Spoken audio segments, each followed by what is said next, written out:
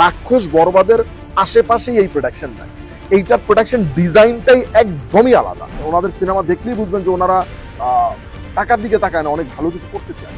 ও মাই god, superstar Shakib খানের নতুন সিনেমায় কি সত্যিই দেখা যাবে বলিউড গ্ল্যামার কুইন নোরা ফাতেহিকে? ভাই রে ভাই, হঠাৎ যদি শুনেন ঢালিউড মেগাস্টার শাকিব খানের আসন্ন সিনেমার নায়িকা হিসেবে অভিনয় করতে যাচ্ছেন বলিউডের জনপ্রিয় গ্ল্যামার কুইন নোরা ফাতেহি, তাহলে নিশ্চয়ই আপনিও অবাক হবেন, তাই না?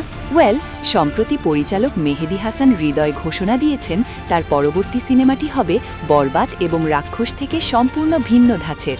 শুধু গল্প বা নির্মাণশৈলীই নয়, বাজেটও থাকবে আগের যে কোনো সিনেমার চেয়ে বড়। আন্তর্জাতিক মানের একটি সিনেমা দর্শকদের উপহার দিতেই তিনি সর্বোচ্চ প্রস্তুতি নিচ্ছেন বলে জানিয়েছেন। আর এই ঘোষণার পর থেকে ঢালিউডে শুরু হয়েছে নতুন গুঞ্জন। অনেকের প্রশ্ন, তাহলে কি এবার শাকিব খানের বিপরীতে দেখা যাবে বলিউডের সেন্সেশন নোরা ফাতেহিকে? যদিও এখন পর্যন্ত নায়িকা হিসেবে কারো নাম আনুষ্ঠানিকভাবে ঘোষণা করা হয়নি, তাই নোরা ফাতেহির বিষয়টি আপাতত শুধুই জোরালো গুঞ্জন।